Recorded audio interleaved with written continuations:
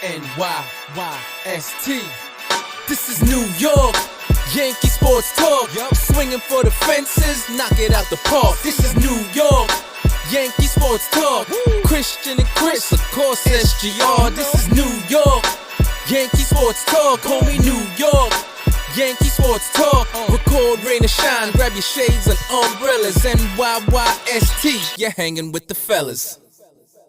Welcome back. This is episode 276 of the NYYST podcast. We are live here on NyynewsTV. I'm your host, Christian, as always, joined by my co-host, Chris. Yo! And SGR. What up? What up, fellas? We're live. It's the last episode before the season starts on Friday, unless anybody's got a weather update. It does not look promising in the Bronx, but you know, this is the last episode before the season starts. We got Fred's projections.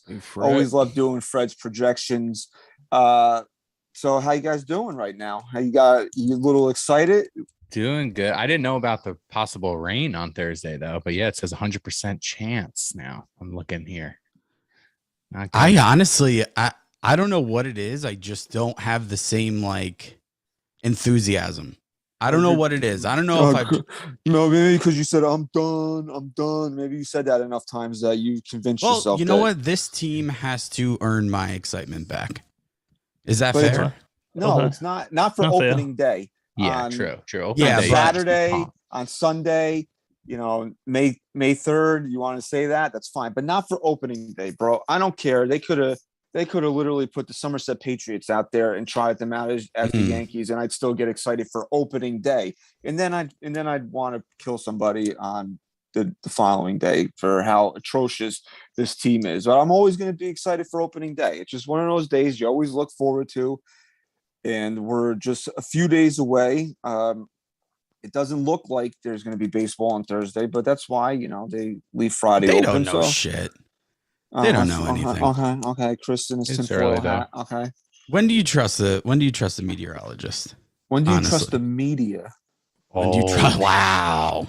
Shadow banned. Do you want to get into that right now? Yeah, let's do it. You know what? We had a whole show planned. Fuck it. We're just going to we're just gonna try to get MYY News suspended from YouTube and Twitter. What's up, everybody? Thanks for joining us, man. Welcome to everybody. You guys should really try and pull the chat up on your end, on like your phone. I'm busy. I have it up. I have it up right now. Yeah, you got it up, dude? Yeah, I got it up. Oh, and I got the chat up too.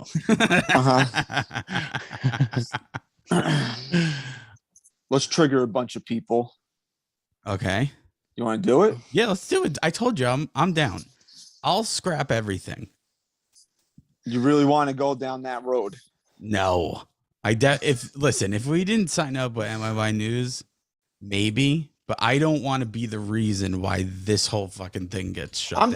You know what? I know you're not enthusiastic. I'm excited. No, I am. I'm in a good mood. Chris. It's opening week, babes. I'm in a good mood right now. You know, I just feel like it's time to just get past everything that we were just so down on, and let's just enjoy the fact that we got baseball. It's coming back.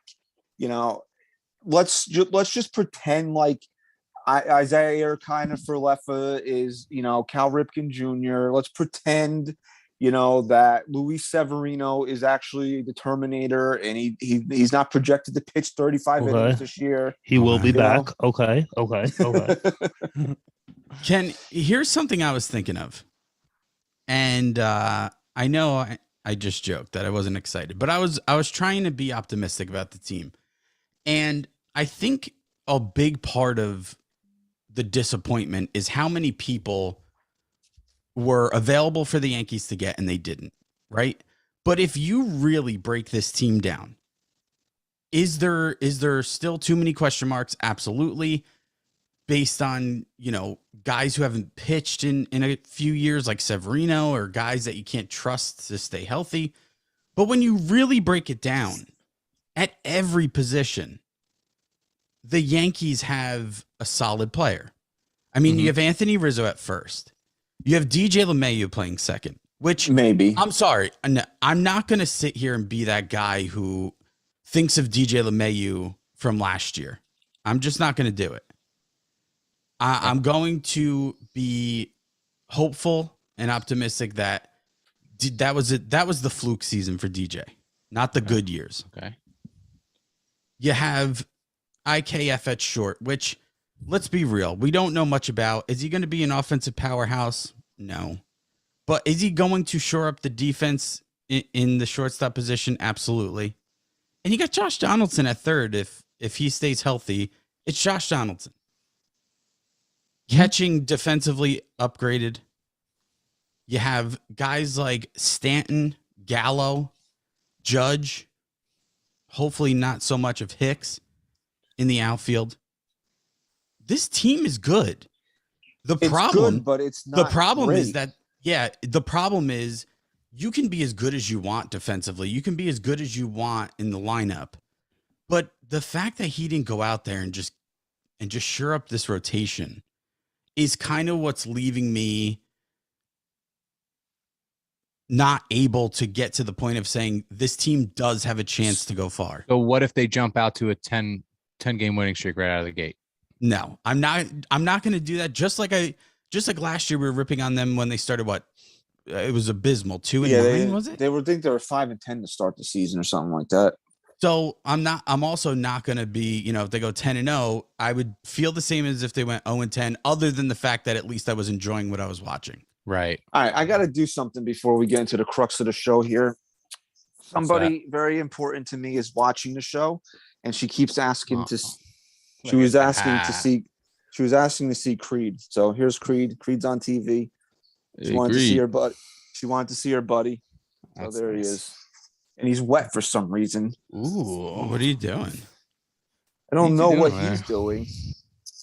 Poor dog needs a haircut. But anyway. That's what you get on the live chat. You get the dog popping in. You get the dog. Okay.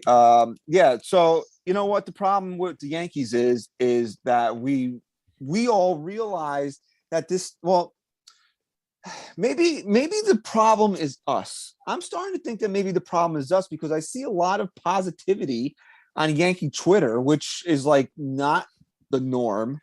That this is a good team. They're so much better than last year. We have a top 5 pitching staff. And I don't see it. So maybe it's me. But you can say XYZ offensively, defensively, they'll be fine. But they made one addition. Well, now 2, I guess. We'll talk about that real quickly. On the pitching staff. They signed Shelby Miller to a minor league deal. He didn't even make the team. He's going to be down in Scranton. So you didn't think of all these guys that got traded, all these guys that got signed to get a major league arm into your starting rotation. That thought never crossed. Did it cross Brian Cashman's mind? Maybe it did. I mean, we heard the rumors that he offered a deal to Verlander to turn it down and go back to Houston. But even if that's true, you have to pivot and go and get somebody. You cannot go into this season and tell me that this rotation is good enough to win a World Series because you have to hit the ceiling on every single, outside of Garrett Cole, you have to hit and you want Garrett Cole's ceiling, obviously, but you have to hit the absolute top of each one of these guys' ceiling to feel comfortable. Yeah. And that's not going to happen. How are you?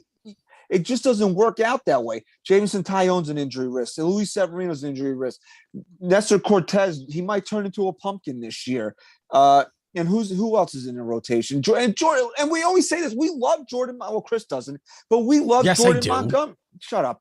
We love Jordan Montgomery, but you cannot sell me on a World Series team that has Jordan Montgomery pitching ahead of the 4th spot in the rotation. No, you just can't do it. And it's nothing against Jordan Montgomery. I mean, the dude has been great. He stepped up in some of the biggest games. And I have nothing but respect for the guy in doing what he's doing. But there's a reason why guys like him are back of the rotation guys. Now, does that mean that he can't be a middle of the rotation guy somewhere else? That he couldn't, profile as that? No. But when you're going to try to win a World Series, if you're telling me that Jordan Montgomery is in the middle or top half of your rotation, that you're relying on him to be that, you're not going far. That's the truth. And my biggest issue, as awful as Brian Cashman was, in my opinion, this offseason and signing these guys or lack thereof, my biggest concern has been the pitching and the fact that who did the Padres get for Manaea? Some prospects. Do we know them? Do we know the caliber of prospects? No, you mean Oakland? Oakland got prospects. Who did Oakland get from San Diego? I mean, they're not gonna. There's nobody that's gonna set the world on fire. I just need to know how we couldn't get that done. I don't have answers anymore. I don't have answers of. Is there a Yankee tax? Is Brian Cashman just too stubborn to trade anybody anymore? I don't know. I don't know what it is. The fact of the matter is that you've seen all these guys get traded. You know, there was a report that came out that that he pushed for Chris Paddock when he traded Luke Voit. Well, push a little harder. I'm not. And Paddock's never come close to that rookie season he had. But you know what he is? He's a major league arm. Yeah. Yeah. And what you took is a 19-year-old kid that's a project basically for Luke Voit. So you went from here and you came all the way down to here. So if you felt that you could get, if you're Brian Cashman and you felt Chris Paddock was on the table in your mind for Luke Voit, and again, I'm not going to go crazy over Chris Paddock because, like I said, he's never really come close to that rookie season again. But if you felt that you would get a major league arm for Luke Voit, then why did you trade him for what you traded him for? Right. Exactly. Was San Diego the only team that wanted Luke Voit? Right. That's exactly the point. That's exactly the point. And I'm not. You know, we're not the guys that are going to be like, this guy sucks. Trade him for an ace. But can you get me a 5? Can you get me a guy that can be a 6 starter at least? Somebody to provide major league depth that if he comes in, you know, he's not fucking Andrew Heaney. Like that's exactly basically like that's the bar that we're asking right now. Just don't be Andrew Heaney. And it really kind of diminishes what Voit did here. I mean, if anything, after you get that kind of value from that kind of guy, you want to, you know, after you get that production from that kind of guy, you want to maximize that value. If you're going to get rid of him, you got rid of him for nothing. Real quick, before we keep going, thank you to Hunter Larson for the super chat. Ooh. He wants to know, is Cashman, our boy Hunter Larson, by the way. What up, Hunter? Is Cashman on the hot seat this year if he doesn't make the World Series? His seat is so cold that he will get his ass has got frostbite. Okay. I'll say this. There's a better chance the owner has a hot seat than Brian Cashman at this point, because Brian Cashman, you got a better chance in charge of his own fate. You got a better chance of walking in your kitchen and seeing Jesus Christ making a grilled cheese sandwich than Brian Cashman not being the GM of this team next year. And again, it's the same thing we say all the time. People always want to get on Hal Steinbrenner, which is, and you can, and you absolutely can. Yes. For the fact that he will not get rid of Brian Cashman. Yes, that is the reason why. That's it. You can't tell me an owner's being cheap when he's going to trot out a $260 million team this year. What you can tell me is that he's dumb for not getting rid of the guy that's put that $260 million team together that has so many question marks on it. And again, we couldn't. I saw a list, I believe it was like from the official MLB Twitter or whatever, that said, that listed the top 10 players in baseball.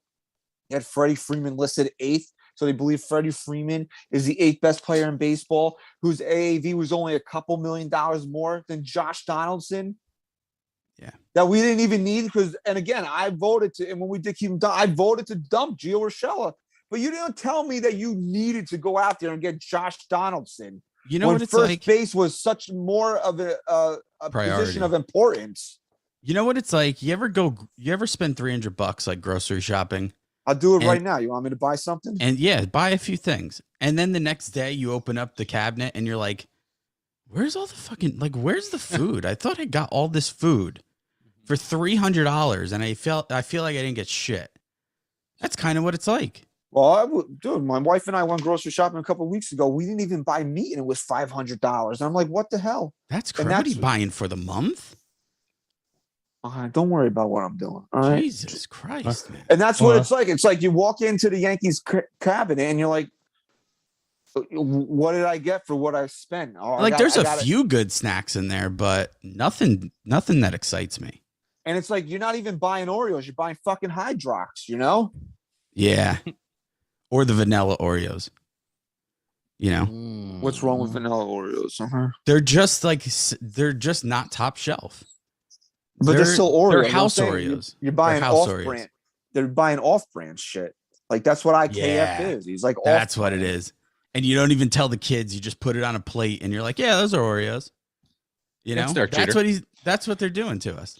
It's a World Series caliber team. You might not remember this, but back when I was a kid, there was an actual aisle in the supermarket that was called the No Frills aisle. Everything came in white packaging, and it just said cheese puffs, and they were supposed to be Doritos. You know, that's what the Yankees are going. That's what the Yankees are doing. But when you bought the no frill shit, you were supposed to be saving money. So if Cheetos cost $3, no frill cheese puffs cost you $1. Only the Yankees are paying $9 for a bag of no frill cheese puffs. That's what they're doing right now. Damn. Zach Brownish, thanks for the super chat, man. He said, "Where do you all see NyynewsTV at the end of the year? I hope you guys are on top of the world." That's where I fucking see us, dude. That's where on top of the world. Yeah, we're gonna be on top of the world, babe. I like That's it, man. If you can't dream, then you're not gonna get there. If you don't have the confidence to get there, you're not getting there. Look, I don't know if we've ever said this on a show. Maybe we have, but I didn't. When we were going to shut the show down in November, we were going to do that. Pete came to us with this opportunity, and when we discussed it, we took this opportunity because we felt that we now have the platform and the team together to go to the next level. So that's why we're here, and that's where and that's where we know we're going. Not that we feel or we think, that's where we know we're going. And to help us get there, smash the like button, subscribe to the channel, head over to iTunes, Spotify, wherever, subscribe to the show, leave us a 5-star rating and review, please. If you have a second, go over to Apple Podcasts. If you have an iPhone, leave us a 5-star rating and review. We appreciate it more than we can even say. Yeah, it goes a long way for us. And tell them about Patreon, please. Oh, you could go to the Patreon too. Patreon.com/NyynewsPete. And if you don't go there, you can Dr. Ghost out yourself. And with the season started, we're definitely going to start producing a lot more content for that channel as well. Absolutely. So what was I going to say?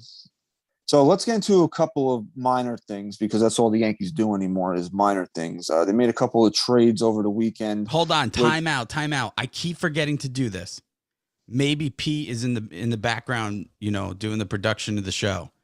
And maybe he can grab the link to this and post it in the chat right now. It's on, I pinned it to the top of the NyynewsT podcast Twitter page, NyynewsT_podcast. Pete, if you can post a link to the event, we have an event coming up June 25th, Yankees Astros.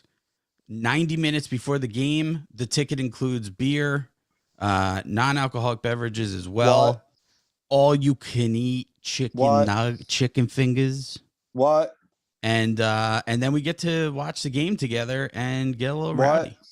That's it. Oh, I'm gonna be like Stone Cold Steve Austin this weekend in WrestleMania. Thanks, Pete. That was quick, dude. Double fisting beers. Yeah. David Douglas, if you're at the event, you DM me personally. I will have a Garrett Cole Bebe shirt for you. Ooh. All right. Good deal. Good deal.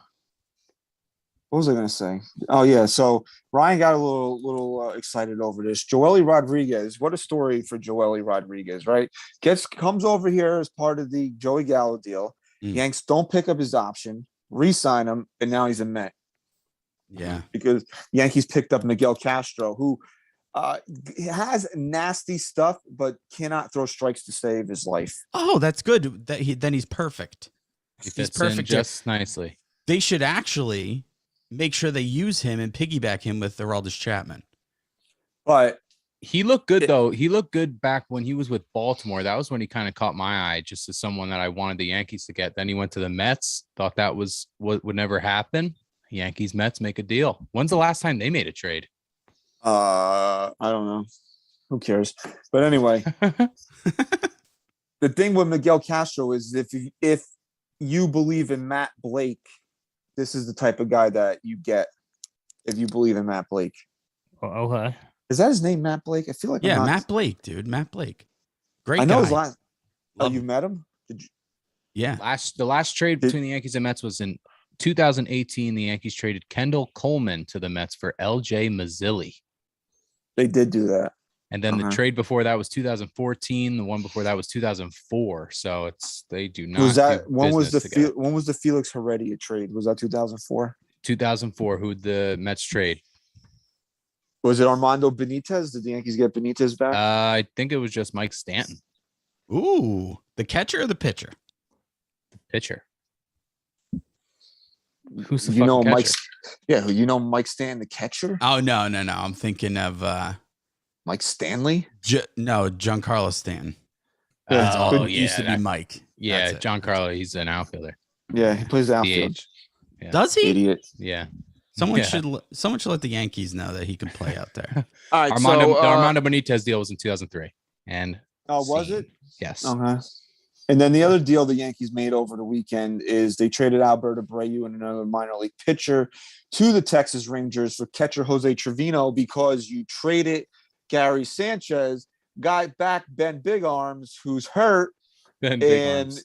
you couldn't go to start the season with Higgy and whoever the hell. I think Rob Brantley would. So then now you're running out and making a deal for another catcher. He's a Trevino's a prototypical backup, good defensively. He's in the top 6% of framing in Major League Baseball. He's not going to hit a lick.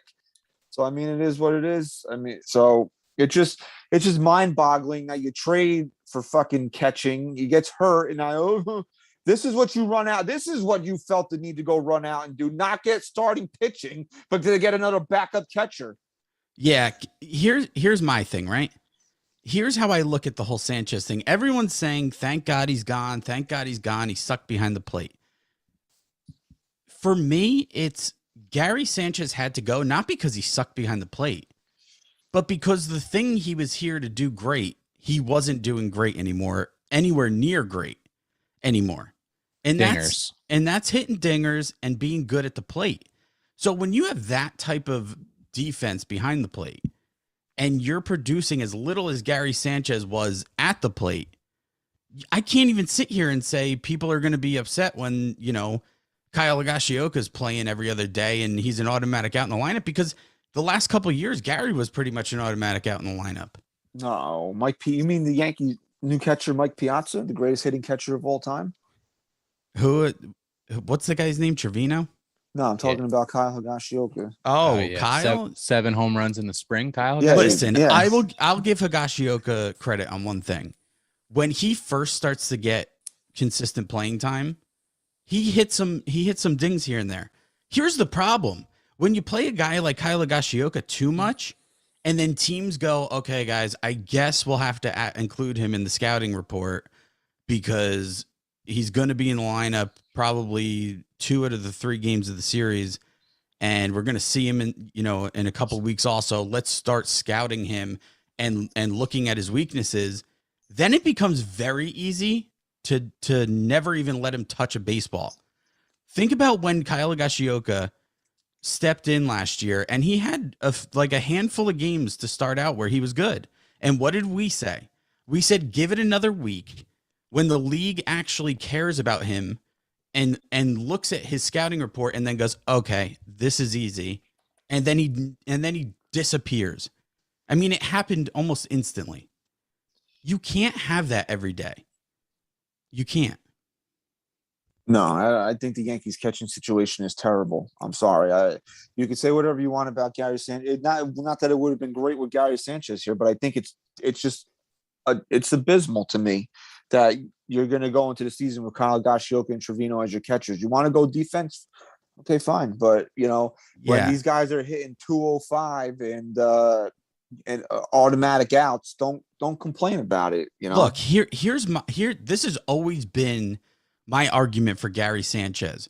if you're going to bring in an all-star caliber catcher that is at least competent at the plate, then that's one thing. But if you're telling me that you're bringing in guys who would have done the same thing as Gary at the plate, then here's my issue.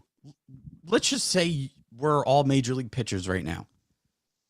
Okay. Even if both players are batting 190, who were you more scared to pitch to, Gary Sanchez or Kyle Higashioka?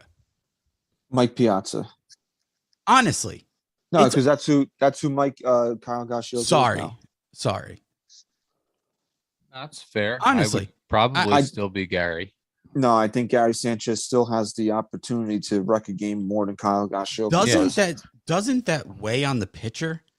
I mean, when all the pitcher's thinking is, I just have to get to Mike Piazza. I just have to get to Higashioka at the 6th spot, 7th spot, 8th spot, wherever the hell they're going to bat him 9th. I just have to get to these guys at the bottom of the lineup.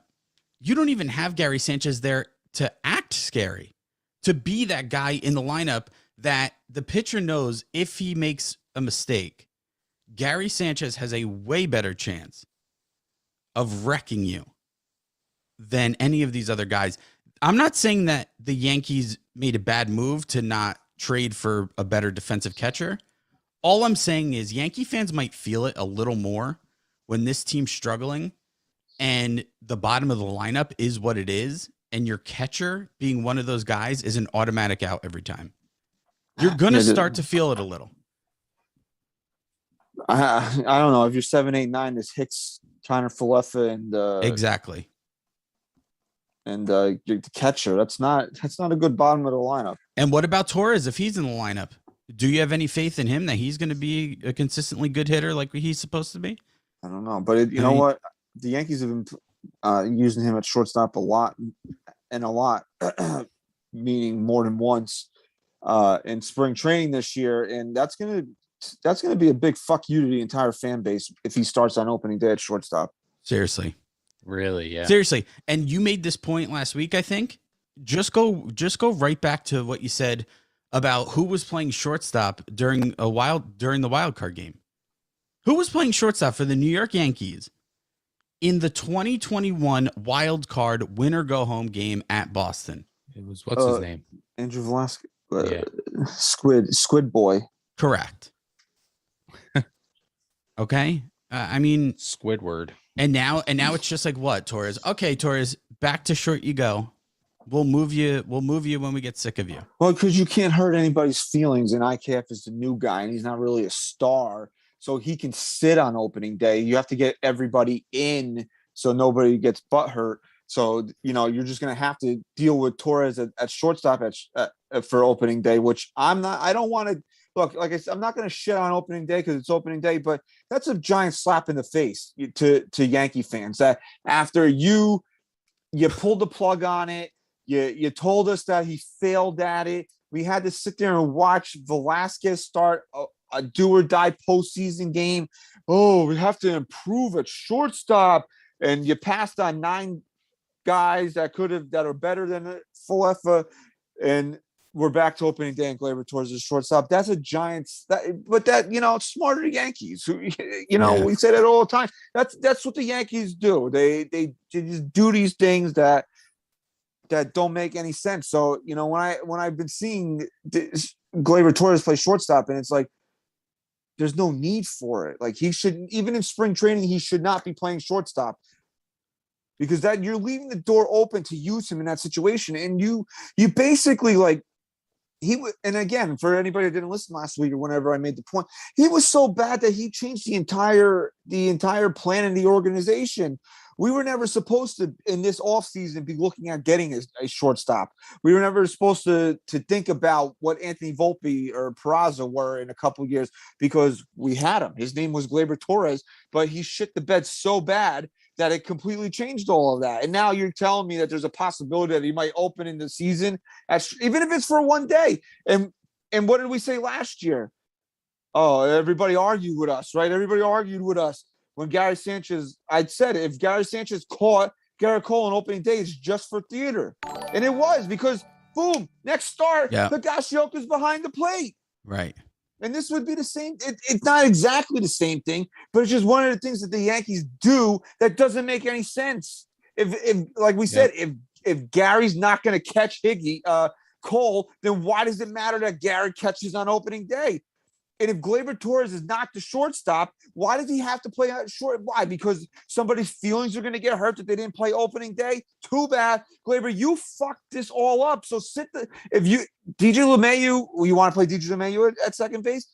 So that means IKF's got to be the shortstop? Okay. Gleyber, I don't feel any sympathy for you that you hit 6 home runs last year and were so bad that we just went through everything that happened. Because he was so bad, I don't feel bad that he would possibly have to take a seat on opening day. You know what? Put your big boy pants on and deal with it. You were the one that was bad last year. Yeah, because why did the Yankees play Higashioka behind the plate when Garrett Cole pitches? Is it because they think it makes the team worse? Because they were friends. They were friends. Yeah, but even though do they think it makes do they feel that it makes the team better or worse? No, they feel that the team is better with Higashioka behind the plate. Okay, so then what you're admitting to me by not playing Gary Sanchez the next start is that at the expense of Gary's feelings. Exactly. You started a team that you believe is not the best to put out there on opening day. Mm-hmm. And it's your fault that your better option, in your opinion, is Kyle Higashioka. It's your fault. So let's make everyone feel good. Let's put Gary out there.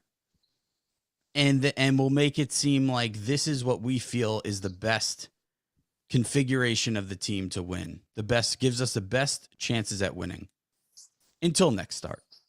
And it's like, again, it goes back to the whole, what did I buy after spending $300 on groceries? And then you look and you got the fucking off-brand stuff. And it's like, you put the Oreos, the mock Oreos on a plate. Uh-huh. You don't tell the kids they're not Oreos, and you kind of fool them. It's the same shit. They think we're stupid. My biggest thing is separating the front office from the players. Right? I've been saying this the last couple shows. I have to do it. I will always root for the players when it comes to on the field competition. I'm always going to root for the players to win, regardless of how I feel about the front office. And the front office, I promise you, does not give a shit about you. They do not care. They made that very, very clear by keeping Brian Cashman as the general manager and allowing him to make the moves that he made this year. And again, I'm not saying this team is necessarily bad. I'm saying there were options and better paths to making this team a World Series contender, and they weren't taken. And I just can't wrap my head around it. There were so many, put the money aside, there were so many moves that just boggle my mind, that just don't make sense. Right. They could have got Matt Olson if they wanted him. LA Yankee King, thanks for the super chat, man. He said Gleyber Torres is going to prove everyone wrong. He will be a better second baseman than DJ in 2022 and going forward. Listen, dude. Hope so, man. Listen, I'm not going to sit here and say you're wrong. I don't know. All I'll say is he hasn't shown me anything to believe that. No, all I'm saying is that it's embarrassing that the Yankees would even go down that road again. That even if for one day, for 6 innings, he starts a game at shortstop after everything we've been through. He belongs at second base. The problem is you have DJ LeMahieu there. Right. And I'm not taking Torres over DJ. I'm sorry. DJ would have to be abysmal for a good amount of time for me to genuinely feel like Torres is the better option. And the Yankees, I think, based on a lot of when they're playing their quote A lineup or close to it, when 8 of 9 guys are in the lineup that are going to play mostly every day, it looks like Josh Donaldson is going to be the leadoff hitter, and DJ LeMahieu is going to bat 5th. It's wild. That seems to be the route they're going. I'd be surprised if it was anything different on opening day. So that's just I don't know, man. Right? Like, Can you pull up Donaldson's numbers when you get a second from last year? Yeah. And just tell me if this sounds like a leadoff hitter. And look, people are excited about it. It's just like, again, nothing makes sense to me that this team does. What do you want? Where do you want it? give me. Let's start with his on base percentage, because if he's No, leading give off- batting average first. Let's compare This it. is just for 2021. Batting average 247. On base percentage 352. Okay, that's good. How many hits did he have? He had 113 hits in 135 games. And how many home runs? 26, 72 RBI. And that's your 74 leadoff guy. walks. No, Yeah. what was his on base percentage? That's what I'm concerned. That's why. He said 352, Yes. And what was his batting average? Again? 247. Yes. I mean, that's you like good. you like the separation there for sure. How many walks, Rye? How many walks? I went to LeMahieu really quick, where LeMahieu was 268 and a 349 on base percentage. So right there in on base last year, but walks were 74 walks for Donaldson last year. And how many plate appearances? He had 543 plate appearances. Anything else I could help you with today? No, it's pretty good, man. Sorry, this is a McDonald's. Sir, just pull up the second window. But the problem is, you went. So now, what brings to me the best value I can get from Josh Donaldson is to have him be a 30-100 guy, 30 home run, be in the middle of the lineup, hit Right. 30 home runs, driving 100 runs. Right? Don't you feel that's what your best value for Josh Donaldson is? So now Yeah. you're taking that. Now you're taking that away because we don't have a leadoff hitter. Right. They're the Here's the best way to describe the Yankees. They've been making moves out of desperation. They're stupid is the best way. Well, when you're desperate, you do stupid things, and you make stupid one of my decisions. one of my favorite gifs on the Twitter is there's a gif of Randy Orton, and he just says stupid, stupid, stupid. And that applies to the Yankees. It's just everything they do is stupid, stupid, stupid. We're 3 nights away from opening day. Why is Aaron Judge not signed? Why? Because they're stupid, stupid, stupid. Cuck Martino is reporting that the AAV is over $30 million. Why is the deal not done yet? Why? Because you only offered him 3 years? Would it surprise you if the Yankees went 3 for $99 and be like, here's your deal? We offered you $33 million a year, you assholes. Because again, and the one thing, the bare minimum, like scrape the bottom of the barrel that they had to do in this offseason was to lock up Aaron Judge for the next 6 years. That's it. And you could have at least went to bed with that. And we're here now that they may not be getting that done. Hopefully it's not true. But again, we always talk about this. Do you have any faith that they're going to do it? Do you really, like, if I put a gun to your head and said, do you think the Yankees are going to sign Aaron Judge long-term? And if you're wrong, pop. You would say no, because it would be the better bet to save your life. I'd have to say to myself, what would the smart decision be and the right decision? And then I'd have to predict the opposite.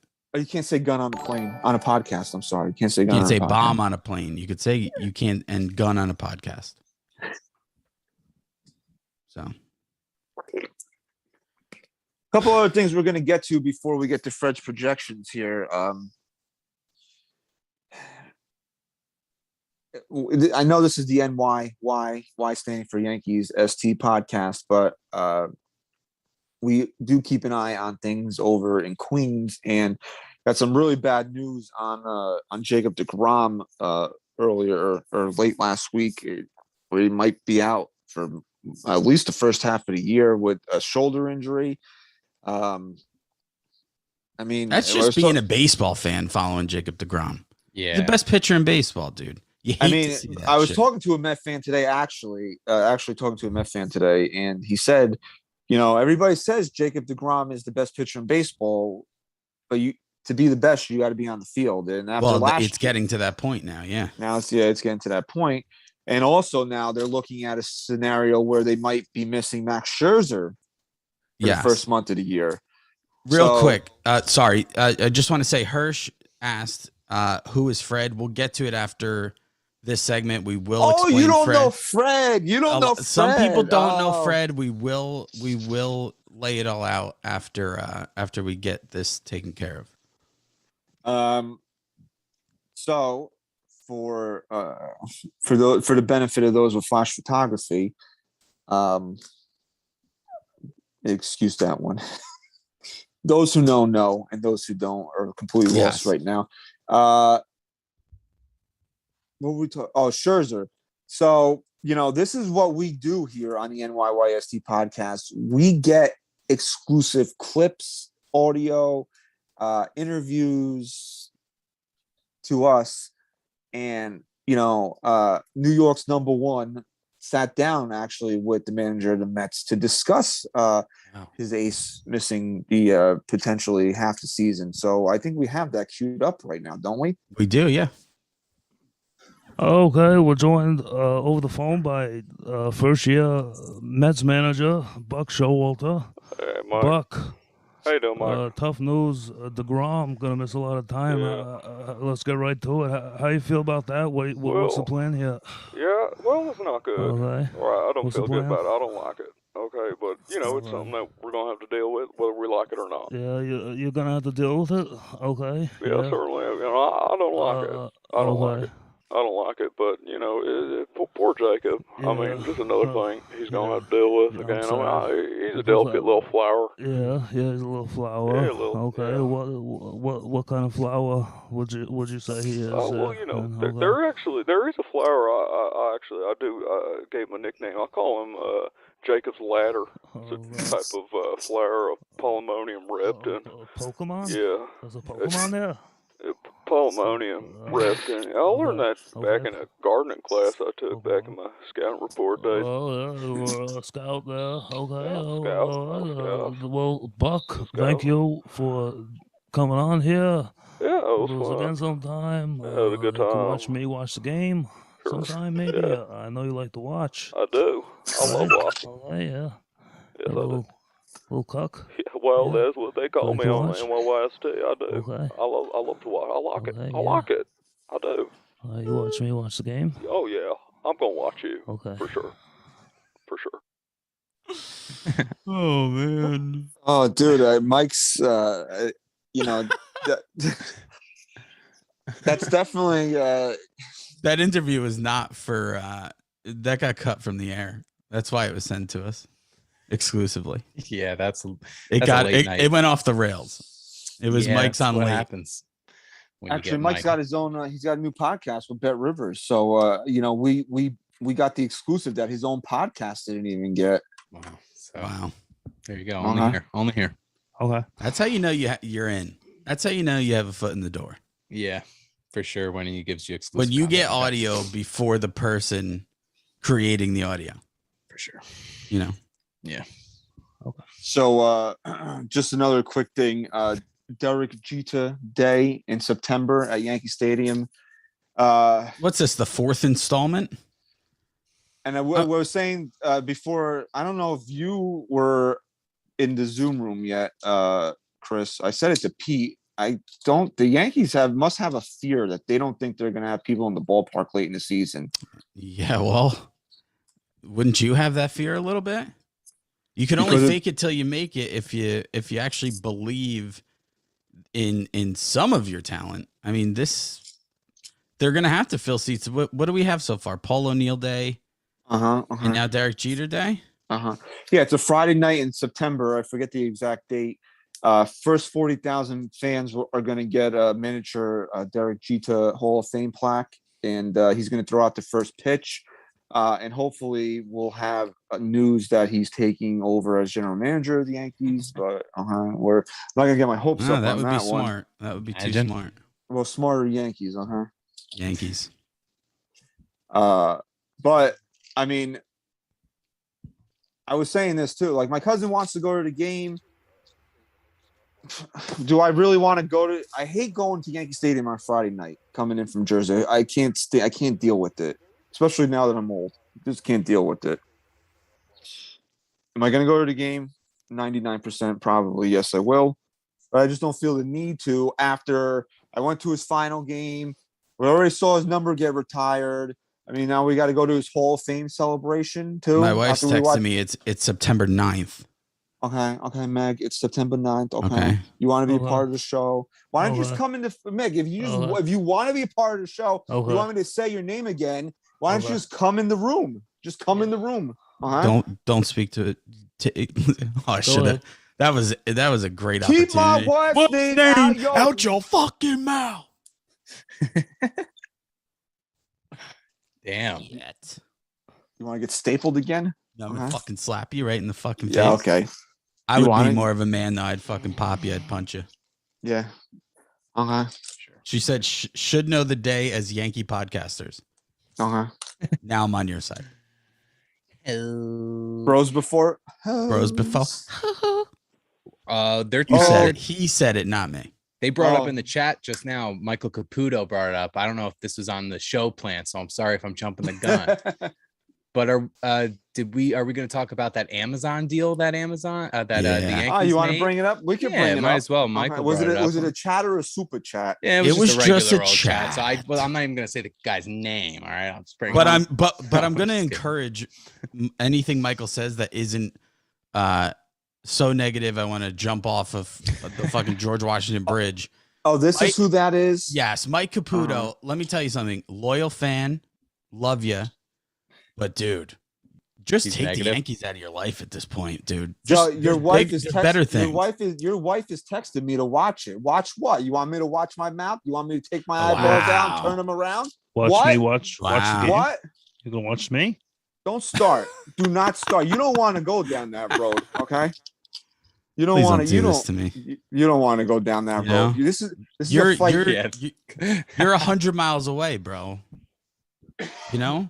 Yeah. You know, remember when Adrian said at the top of the stairs right before Rocky fought Drago, he went off to Russia, and she said it's suicide. You can't win. Meg, when you step up to the big dog, that's what it is. You can't win. Hey, acknowledge me. Acknowledge me. I'm the head of the table. Okay. Acknowledge me. Yeah. Amazon, whatever. Okay. Look, it's 21 games. It's replacing games that would have been on WPIX. I mean, if you don't have Amazon Prime as an American, I don't know what to tell you. Half the country has Amazon Prime, and the ones that don't are because they're ages 7 through 0. Like everybody's got Amazon Prime right now. So I get it. Like if the Mets are much more affected by the Apple TV Plus deal, and I think the Yankees only have 2 games on that. So we're gonna have to figure that out. But I mean, Amazon Prime, like I'm not going to get that upset that the Yankees have 21 games on Amazon Prime because everybody has Amazon Prime. And it's going to be the Yes broadcast. It's going to be like how they did Yes on Picks.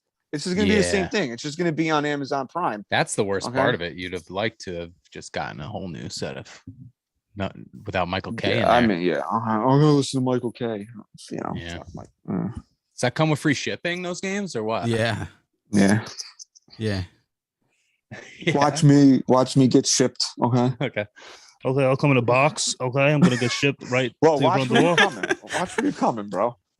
Oh man. Oh boy. So we're gonna get to Fred in a minute. Is there anything else like little news and notes that we gotta check on here?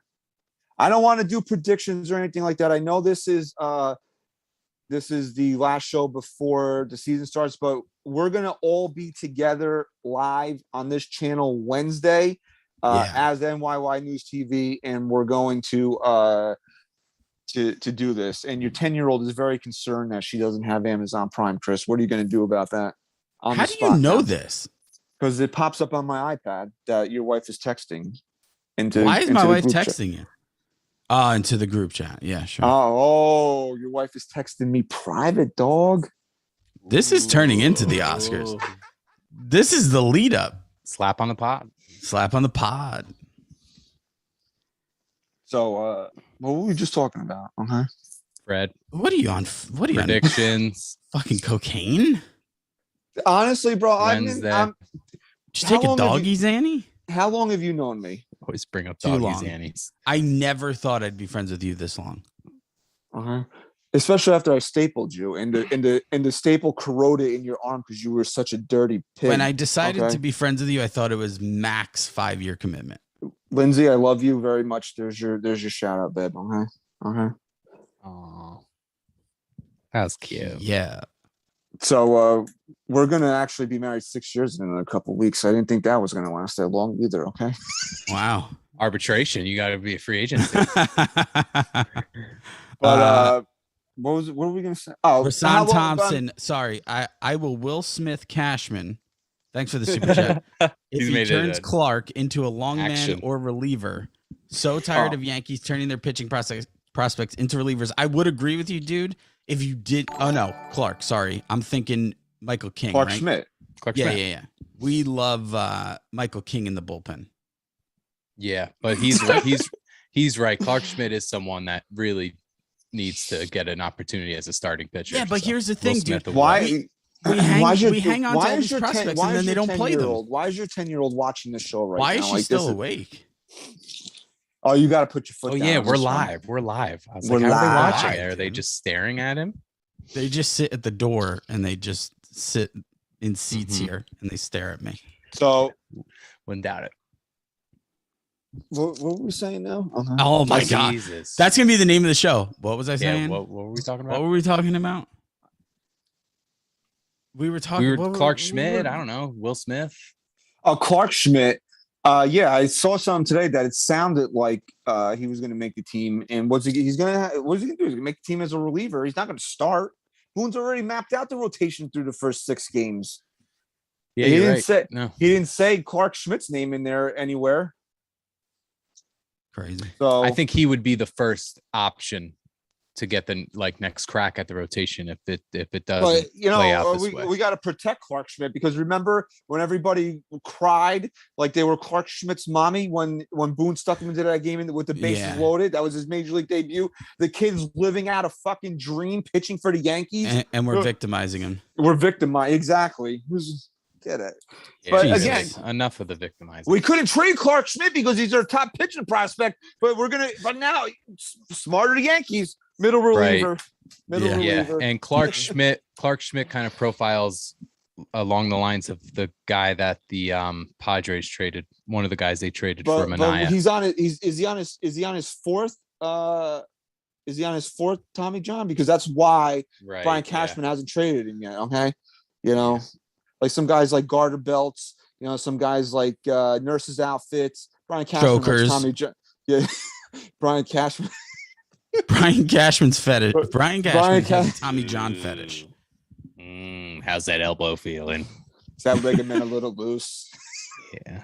It would Right. hurt. It's tender. Can you not try and do Brian Cashman again, please? Yeah, Not sure. that good. You need to work on it. No, I know. It's getting there. It'll get there. All right. So as we were saying, I said you've known me for a very long time. We've been friends since Mark Teixeira signed with the Yankees. Okay, so that's been a very long time. That's the benchmark. So you know that I'm not in a good mood very often. I'm actually in a very rarely. Tonight. I'm in a good mood right now. Okay. WrestleMania was over the weekend. Phenomenal. Reliving good days. Stone Cold Steve. Your mother is scripted. Okay. Not my mother. Not your mother. Okay. Not mine. I watched some clips of WrestleMania, dude. It looked actually awesome. With the Jackass crew was in there too, right? No, we don't talk about that. Why not? That was cool. No, we're talking about Stone Cold Steve Austin having his first match in 19 years. Oh, that's cool. That's cool. Okay. So I always get excited for WrestleMania weekend, which is always usually right around opening day.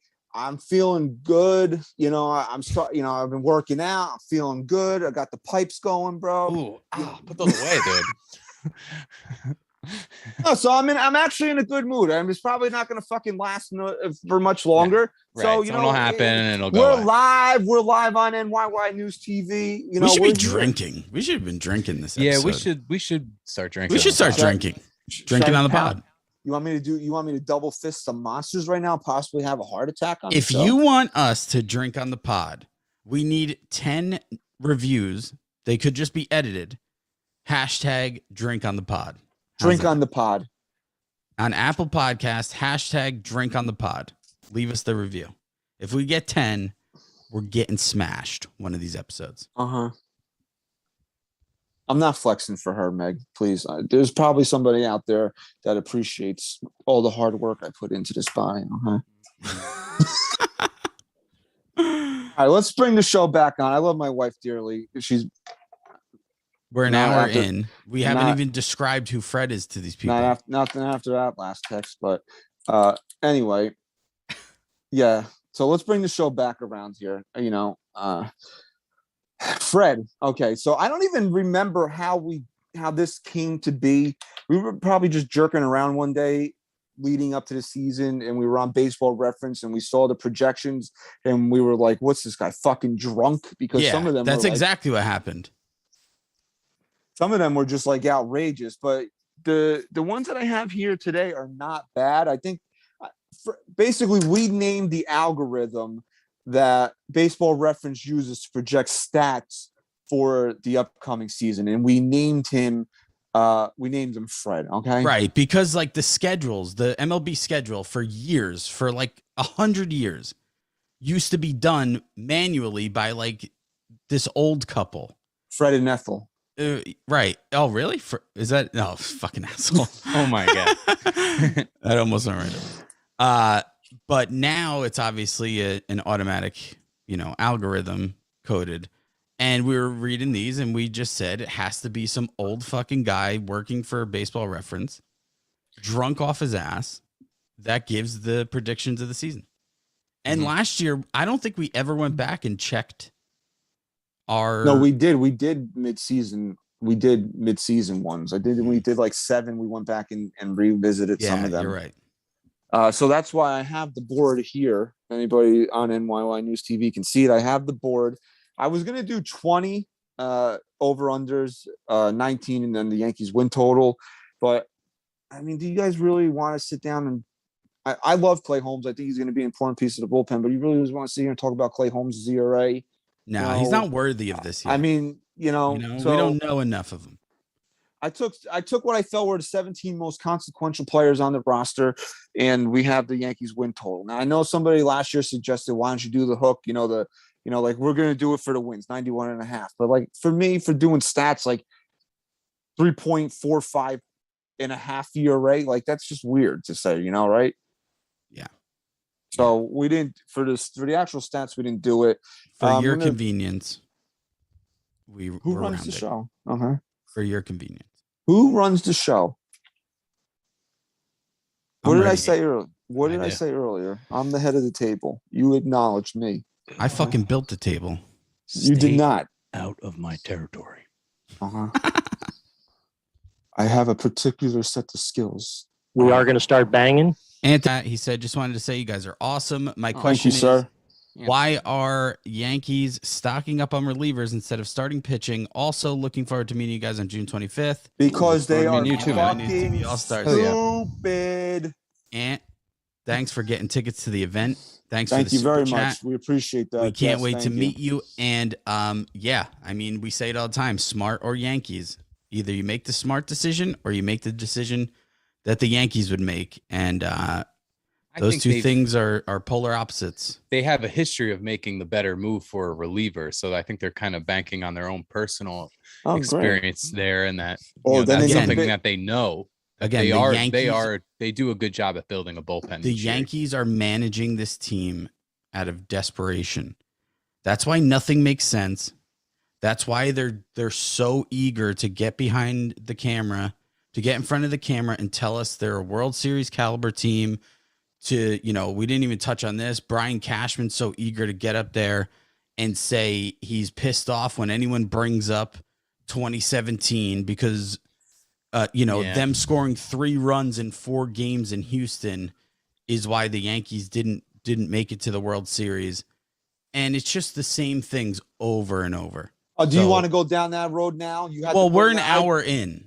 So you want to bring that up now? No, I'm going to say what I'm going to say now. Okay. You brought it up. I stayed away from it because I'm tired of fucking 2007.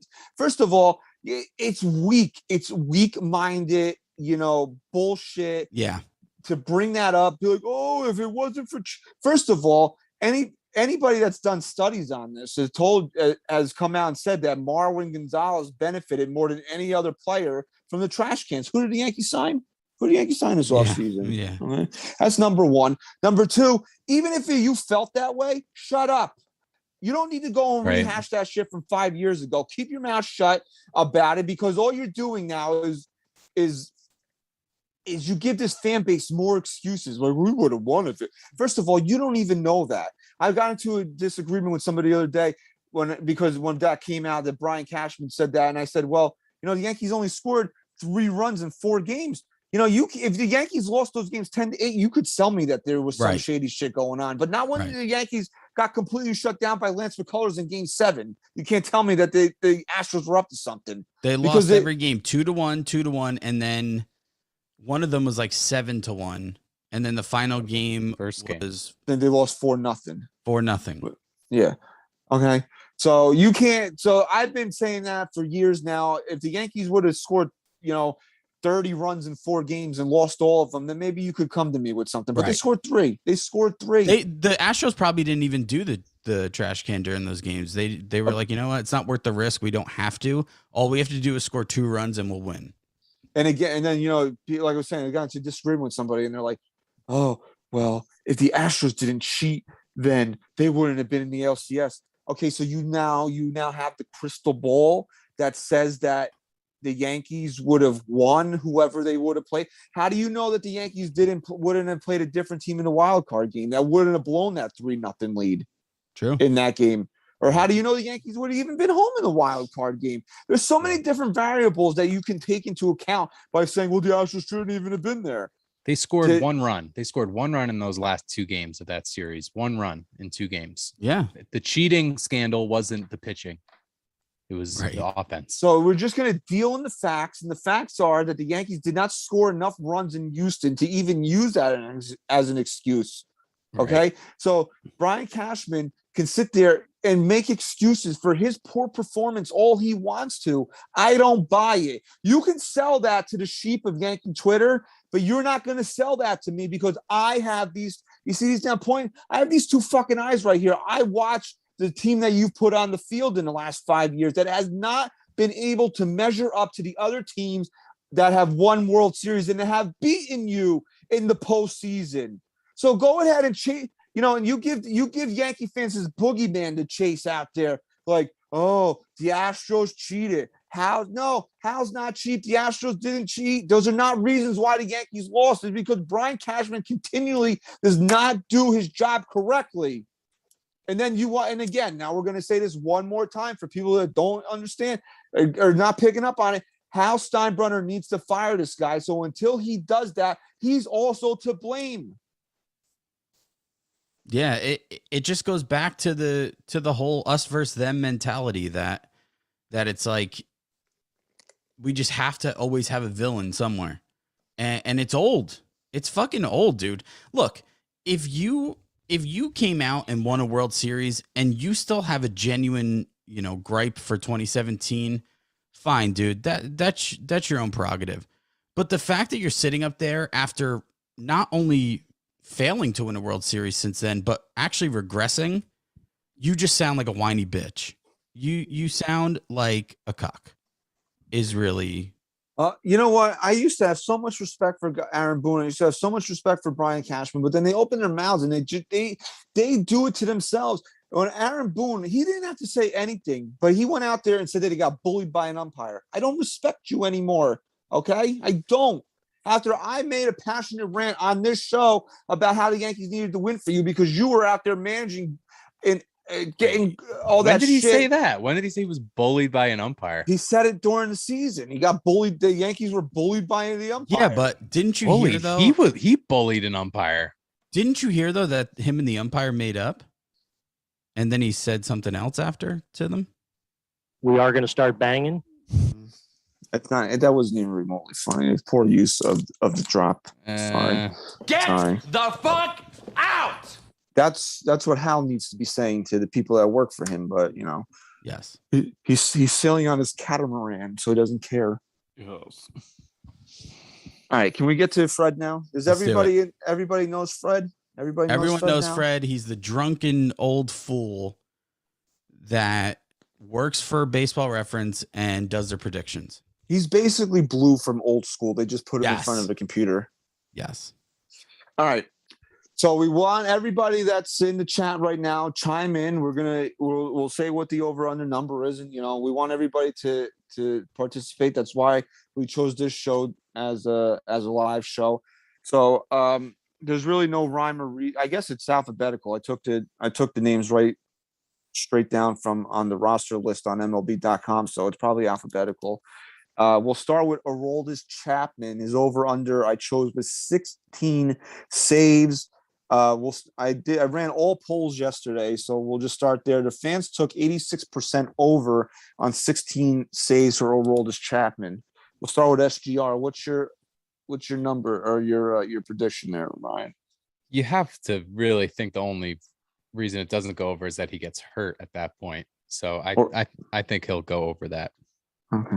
Ryan's got over. Chris? He had 30 saves last year too. So I'd say that Fred has some inside source. Right.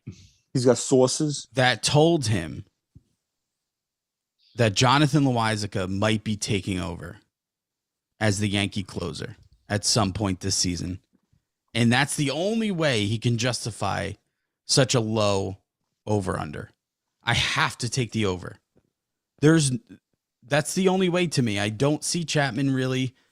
I know he hasn't been healthy every single year, but I'm not going to go. He's not the guy I'm going to go into it saying, yeah, he's injury prone. So I think if anything, there's a better chance he loses his job. And then at that point, I can see where the 16 is a good benchmark, but I still have to take the over. I'm going to take the over as well, although I don't think it's going to be a high over. I think he's going to sit in the low 20s, and it's because of what Aaron Boone actually said, that the Yankees they might not be married to him in the ninth inning this year. Well, there you go. And it's because he's going to be a free agent at the end of the year. And I think they really, and this is why maybe they should have traded Chapman, because you kind of got to know going into next season if Jonathan Loáisiga can be that guy, can be the closer of his team, and be a cost-effective option as closer of the team, where you don't have to spend $16 million a year or whatever Chapman's making as your closer. So I'm going to take the over. I'm going to say it's in the low 20s because I think Loáisiga is going to get a healthy chunk of save opportunities, and we all know that Aroldis Chapman is going to go through his phase where he can't pitch. Like he'll be Ricky Vaughn, like the bad version of Ricky Vaughn at some point in the year. Look at how he started the season last year. He was the best he's ever been. Yeah. And one of the most dominant I've ever seen a closer start a season. I mean, the dude was unhittable. I think your hot take of before the year was that Chapman was going to have like a MVP caliber year. I said if he kept up anywhere near what he was doing, he would be seriously considered for MVP. It was pretty much a day after you said that when he started. When he fell apart, right? Take a little tumble. Right. All right, so next up is Garrett Cole, baby, 3.34 ERA. We'll start with Chris here. Actually, the fans took the under at 78%. What do you say, Chris? Again, I mean, he's your ace, and you have to think he's going to have a bounce back year after last year. Have to assume he's adjusted to the spider tack shit. Have to assume he's going to stay healthy and come out with a vengeance. Have to take the under there. It better be under. Yeah, I mean, dude, if you're taking the over in here, we got major problems. I mean, Sorry. I'm not championing the Garrett Cole SMD tour for 2022 to have him have an ERA even a half a run under it's got to be. I mean, we got to be talking. I need low twos. We need mid twos. like 2.25. Anything over 2.25 is going to be too high for me for Garrett Cole this year. Yeah, dominant. Yeah, but I mean, in 2019 he went 20-5 with a 2.5. I don't So- care what he did then. I'm talking now. But I that was need a him to- Cy Young caliber I need him. year. Yeah, well, that wasn't the Garrett Cole SMD tour. Yeah, This you is want to know the Garrett Cole difference though? You want to know the difference of Garrett Cole that year? He didn't have to have much lower than a 2.5 ERA because he was on a team that actually had pitching around him. Yeah, but he still did his part. Yeah, look, will I sign up for that? Absolutely. No, Yeah, I mean, yeah, I you mean, better. you can't. I mean, he can't have an ERA in the mid threes. It's just it's unacceptable. I'm sorry, it is for Garrett Cole. That's to me, that's Nah, unacceptable. that's too high for someone getting paid that much as the So- ace of the Yankees. So what's your I'm pick? going under as well. You just have to as a Uh-huh. fan. You have to. You have Uh-huh. to. You're not. You Nah, shouldn't root for the team that's if you're too going over there. pessimistic at that point. If you're saying that. All right, we got Josh Donaldson up next, the leadoff hitter extraordinaire. The fans took the over on this one. It's 63 runs batted in. It took the over at 86%. I'm going to take the over. I think even as a leadoff hitter, I got to think he's going to be in the upper 80s, close to 90. I mean, if you're getting 63 RBIs from Josh Donaldson, A, he's hurt, or B, he had a terrible year, and neither one of those things are acceptable considering the trade that was made. I think there's a reason. Oh, sorry, you going to the poll first, right? I did the poll. You can go next. I think there's a reason why the Yankees didn't get rid of Gleyber Torres, and I think there's a reason why they're playing him at short this spring training. Yeah, because they're stupid. You want to say it again? Because they're stupid, but I think they're trying to make him as versatile as possible going into this year because they think there's a good chance they scramble at some point. And I want to get on the Donaldson train, man. As much as I always hated him, I will root for him. I want to see him dominate, but if I'm being genuine, I don't see it happening. I'm taking the under. It Okay, Ryan? it looks like it's going to come down to health with him, that it's just a matter of if he can stay on the field, but I think he can. I'll go over on that one. He only had 72 runs batted in last year in 135 games though. So was he leading off for the Twins last year? Is that a part of it? That's a lot of games. People in the Twins in Minnesota don't even watch the Twins. Okay. All right. Next up is Joseph Gabagool. Joey Wow. Gallo. Okay. 340 Joey on Gabs. base is the over under number. We'll go back to SGR here. What's your pick here? Actually, I'm sorry, Ryan. I'll get it before we're done here. Joey Gallo, the fans voted 64% on the over on 340 on the on base. 64% voted over Yeah. on that one. That's pretty high amount. I mean, that's a good on base. I think he's going to have a nice year for the Yankees. He'll be more comfortable and have a full year under his belt. I'll go over there. High hopes for him this year. His just to put it into context, I mean, his on base percentage last year was 351. And he hit 199, right? Or 198. 199 dead on. So I have to assume he's going to have a better season at the plate, which I love him on this team. I know people hate that he strikes out so much, but this dude knows how to get on base, and the Yankees need more guys like this. I really think it's going to be over. I think it'll be a decent amount over too. You know what, too, for Gallo is that this is the biggest year of his career up to this point because he's a free agent next year, and it looks like they're getting rid of the shift for next season. So if any player in baseball benefits the most from this, it's Joey Gallo. Oh, if they ban the shift, Yeah, he bitched about it. His salary, if he has a good year this year and they truly ban the shift starting next year, he's going to get paid. Yeah. This is a tough one for me because for me to feel that he's going to have a 340 on base, even though you said he had a 350 with 199, he's got to hit around 210, 215.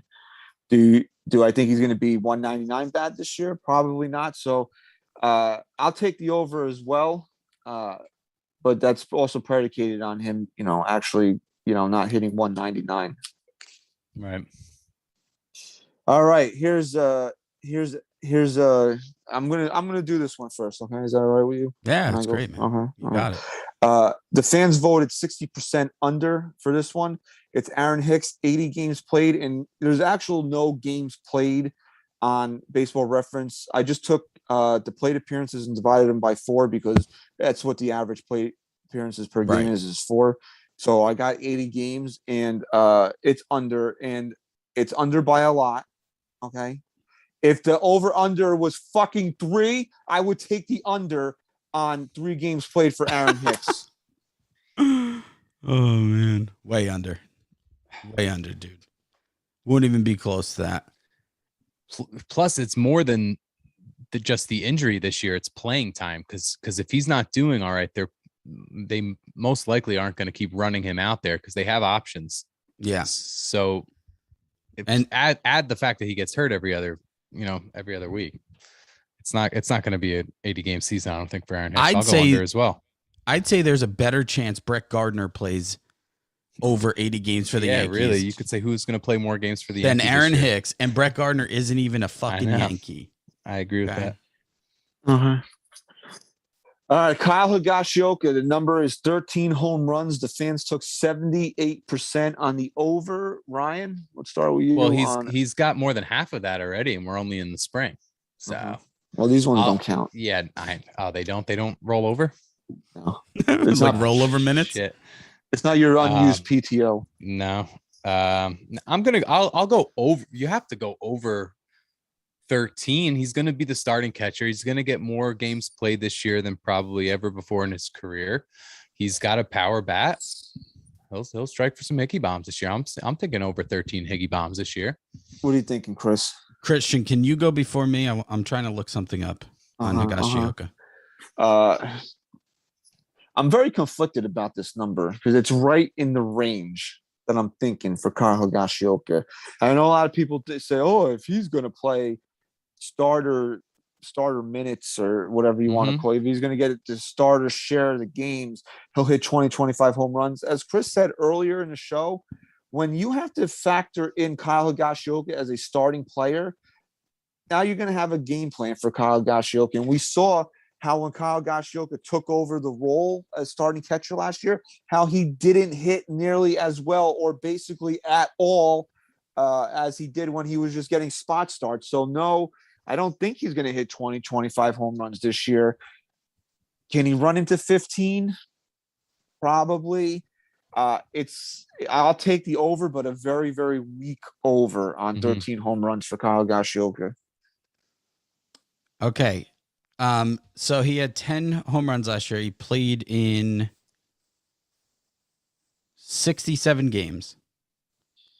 How many of those 10 home runs did he have in his first 9 games played? How many home runs did he hit last year?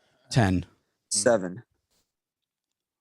No, Yeah, not that high. 4. 4. Yeah.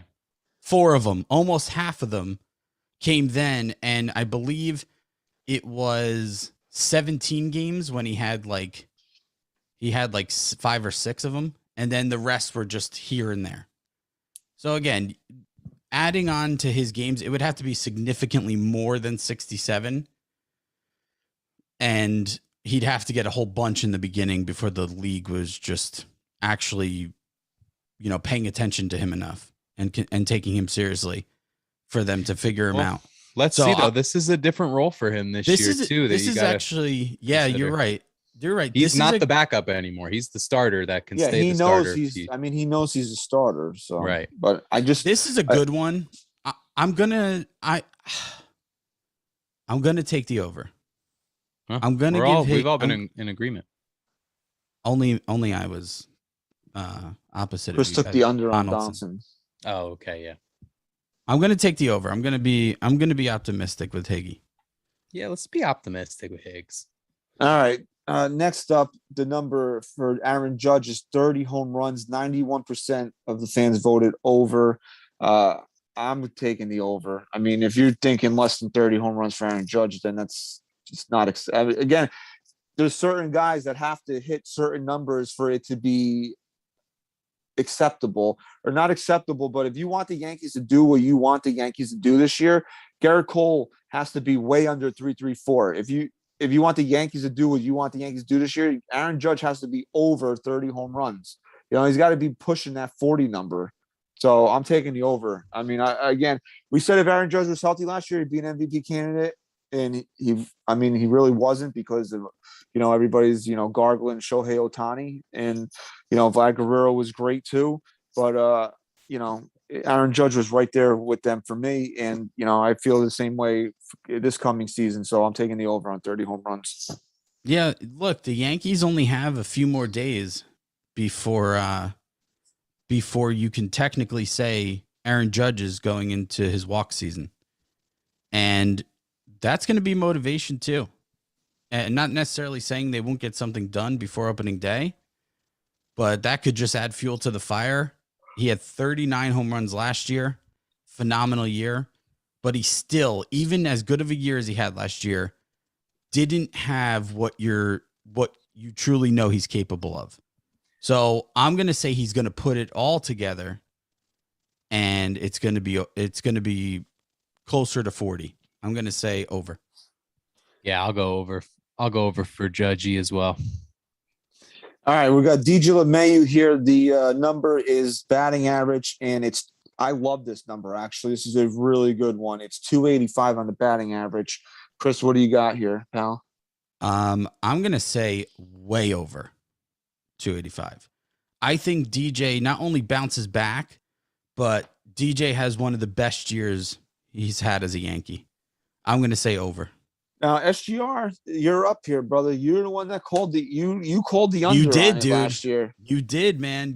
We got to give you credit. You put the Maloik on DJ LeMahieu last year. We thought you were out of your mind when you said it. Are you going to do it again? Are you going to do it to DJ LeMahieu again this year? It was 280. What? 285. Yeah. I'm going under. I don't think he's. I don't know. Damn, dude. You're like the octopus that predicts the Super Bowl. Yeah. And then everyone's like, oh, they fucking picked that team. You're not the first person who's told me that. I'm just kidding. You are. But SGR said under. I just didn't like the year he had last year. I didn't like where he was putting the ball in play. Well, dude, it came out that he was fucking hurt the whole year.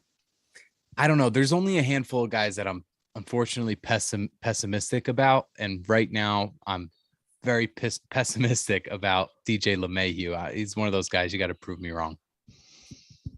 I said I like this number. But I'm going to take the over, and it's a week over. It's a week. Like, I'm not saying he's going to hit 295, 300. I like it.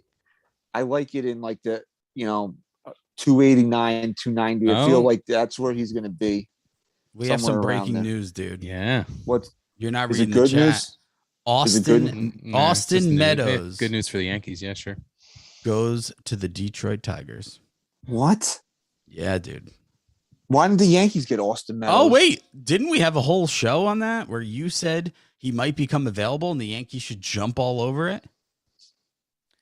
I did Smarter say that. Yankees. We had a talk about Yankees. that. I remember Christian saying that. And the Rays, you know what the Rays got? A shortstop prospect with the Yankees only have 90 of. Oh. Oh my God. Oh, okay. Whatever. Who cares? It's honestly a good thing, man. I'm glad he's out of the AL. Oh, he kills. He was the Yankee killer right now. He kills. Yeah, I mean, I don't know. I don't know what to say anymore, fellas. We all did DJ, right? We all did that one. Yeah. All right. So next up here is Jonathan Loizica. I was hoping they would do saves, but they only put in 3, and I know it's based off of what he did last year, so that's why I didn't do it. So where does Fred think the Yankees are getting saves from then? He's only got 19 total between Loizica and Chapman. He probably thinks that they're going to be bad. That's true. So he's got J-Lo at 3.44 as the ERA. The fans took it at 86% under. I think he's going to be I honestly think he's going to be one of the most dominant relief pitchers in baseball this year. Just continue to piggyback off of what we saw last year, and hopefully is able to show us that he can be the guy next year. So I'm taking the under on 344. Yeah, I think he's gonna have that swag too, where he kind of comes in, he's confident, he knows that he made a name for himself. Last year, he's, you know, even last year going into it, he had a lot to prove. And I'm not saying he doesn't still have to prove some to us, but he's definitely confident that he has the ability to be a guy that most hitters are going to fear when he comes into the game. I'm going to say again, way under on this one. I think Loizica has a dominant season. And again, the Yankees need him to have a much better ERA than 3.44. If Jonathan Loizica, who in my opinion is going to be one of the most relied upon relievers this season, Sure. has a 3.44 or higher, the Yankees have way bigger problems than we even think. So I have to take the under here. Yeah, and he had a 2.17 ERA last year. I mean, that was one of the better relief performances I remember seeing the Yankees having in a while. You'd think he's going to have some sort of version of that again this year. 3.44 is a bit high, so unless he has a couple clunks in there where it's just a few bad outings where he gives up a lot of runs, I go well under that. All right, we're on to Jordan Montgomery, Chris's favorite player. The over-under number is 150 innings pitched. 65% of the fans took the over. Chris, since you love him so much, you want to start there? 150. Can I? Why don't you go to SGR? I like to see what they did last year. He threw 157 innings last year and a third. I think then I'd say Montgomery comes out again. I say this all the time about Montgomery. I think his best quality is that he's a reliable guy in this rotation. I'm going to say he comes out and comes close to replicating what he gave this team last year. So I'll take the over. SGR. Yeah, I'll take the over as well. The best thing about Montgomery for this team is that he does take the ball and eat innings. So you're hoping that if there's any sort of success for them this year, that a part of it is going to be Montgomery just pitching every fifth day. Yeah, as a 2-starter. Yeah, right. So if you break it down, right, 150 innings pitched, 30 starts is 5 innings a start. That's not good enough. It's just not, it's just not him averaging 5 innings a start. It's just not good enough. I think he's got to be pushing that 180 number. And if he's not, the Yankees are going to be in a lot of trouble, because if we're saying he's one of the most reliable starters they have and he's not giving them 180 innings, where are the innings coming from? So I'm going the over because the Yankees need it. And I think Monty will give it to him. So that's where the Yankees. Did they ever say like outright that they were protecting him a little bit coming up to injury last year? Or did it just because that was his first last year was his first full season back? Yeah, after Tommy John. He pitched a little in September the year prior. Yeah, I remember he came in against Toronto, I think was his first game, or Seattle, one of those. Something like that. I didn't know if the Yankees made it known that maybe they were just protecting him a little bit, or if he just couldn't. Dude, they baby everybody. So what the fuck does it matter if they say it or not? Yeah, that's true. All right, we're on to Anthony Rizzo here. This is another pretty solid number here. 21 home runs, 77% of the fans took the over. SGR, you want to kick it off on that one? 21 dings. Let's look at his career. He sits in the high 20s, low 30 range. Full year at Yankee Stadium as the clear, I guess maybe not clear first baseman, but maybe LeMahieu taking some time if they want to do it that way. I'm going over for that lefty bat at Yankee Stadium. You got to go over. Yeah, I'm going to take the over as well. I think he's probably going to be in the like 26 to 28 range. I don't know if he's going to go crazy, but he should run into a few cheapies. You know, Chris can show the shirt when he comes back on screen here. A few porch jobs. You got porched. We'll definitely say the over on Rizzo there. Yeah, I think it's going to depend a lot on what the other guys in the lineup are doing and where the Yankees stick him in the lineup. I think that Anthony Rizzo, if the guys around him like Stanton, Judge, Gallo, the big guys, even Donaldson, if he comes out hot. Those guys having a good season can result in Anthony Rizzo, seeing a lot better pitches to hit. And with that short porch, I'd have to say over. All right, we're on to Luis Severino here, and I wanted to do innings pitched to get an idea of, how fans thought he would be healthy this year or not. But Fred projects him to pitch 35 innings this year, and I just thought that was just way too low to have an articulate conversation about. So I took the ERA, and it's 3.86. I like this. I really do like this number because I think if he's going to be out there, I think he's going to be effective. How effective and how often will he be out there? You know what? I'll take the over, but not that I think he's going to have a terrible year. I just don't think he'll be dominant this year. His ERA might, if he 3.9 to 4.10 after not pitching really since 2018 full season, I think you kind of got to take it. If he makes 25 to 30, he makes around 25 starts, I think you have to take that from Luis Severino. All right, let me ask you a question. I'm gonna take the under because I feel like if Severino comes back and stays healthy, that he's so talented that he will show everyone he can still be elite. But my question to you is,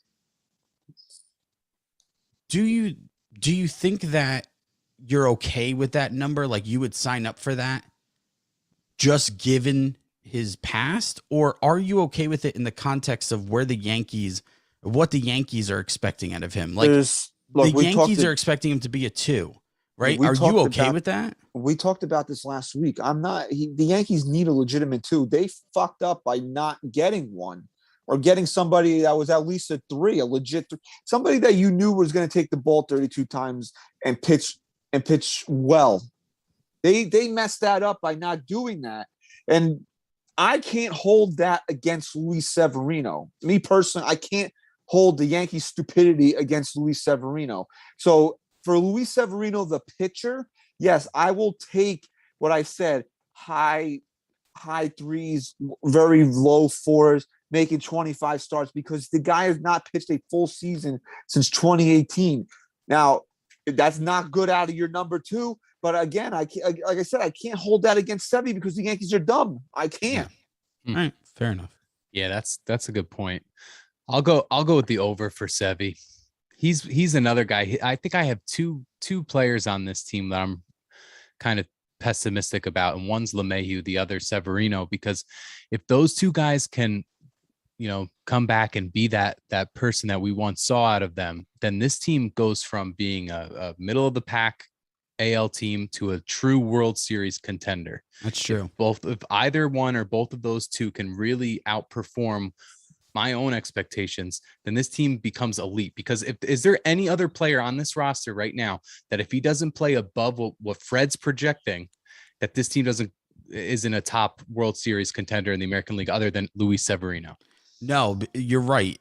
And I'd say you said either one of those two. I'd say no. Both of them, if they both hit their ceiling and have insane years, it completely changes the perspective you have on this team. There's one guy on this team that is a complete X factor where if he pitches, like you said, if he plays to the top of his potential, it completely changes the way you feel about this team. And it's Luis Severino. But again, I need to see it, man. I can't have that dream anymore of him being an ace because he hasn't been, because he's not been on the field. So And honestly, though, that's a fair point that you're making, that it's really not his fault that he's the number 2. And you'd hope that the fans' perspective is that, give this guy some starts, let him get back into the swing of things of being a starter again and see how it works out. But the expectations are right now, if he's starting the second game of the year, he's your number 2 starter. I don't know who else would be.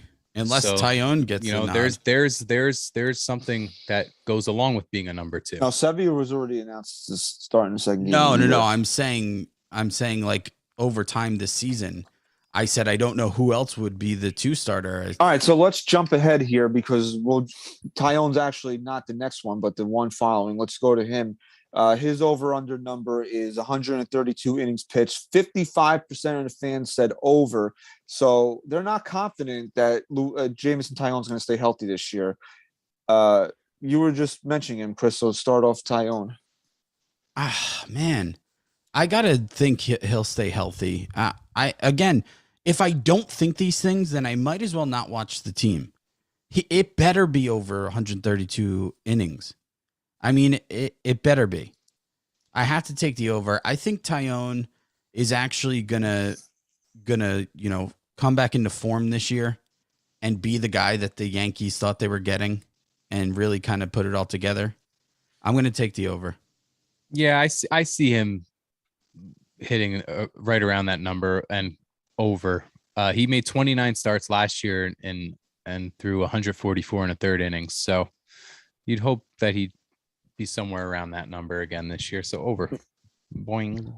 Actually, I got to take the over, and I need a big over. I need like 60 innings over, to be honest with you.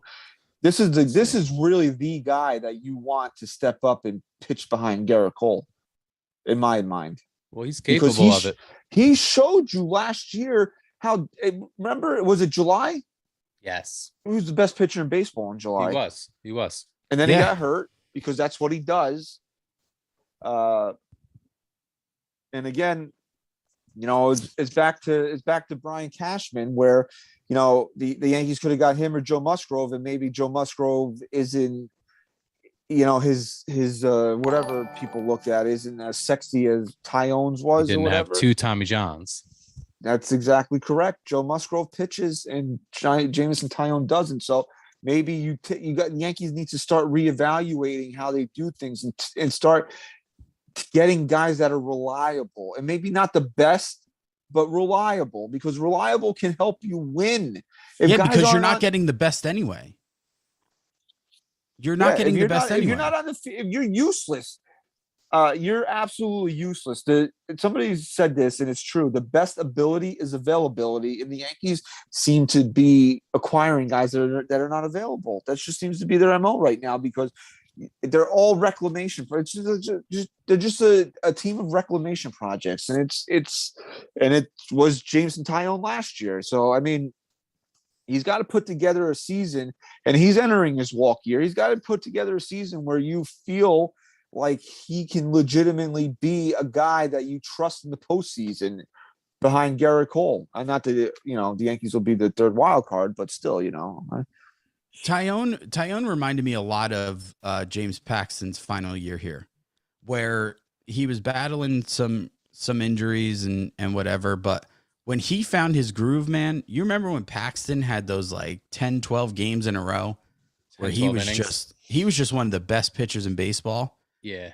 That's how kind of Tyone was, and then he ended with the injury.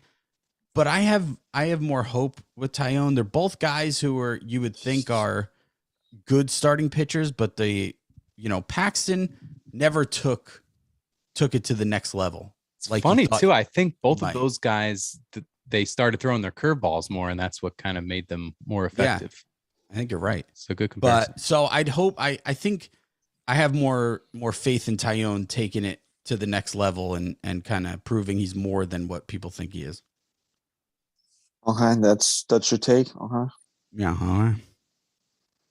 I just want to look at something before we do the next one. Okay. So we'll go backwards here, because the next one was supposed to be Giancarlo Stanton. The number is 129 games played. Fans took 73% the over. I believe I just saw he played 139 last year. I'm going to be optimistic that Big G is going to be on the field, and Big G is going to dominate and be that dude again. So I'm taking the over on 129 games played. I'm going to hope, and again, we can do smarter Yankees on this, but I'm going to hope that the Yankees saw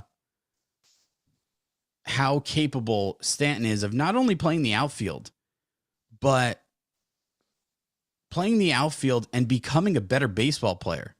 I mean, this guy clearly, when he was out there every day, and in the groove and not just sitting on the bench and coming up every, for 4 at-bats every game. He became a different player last year.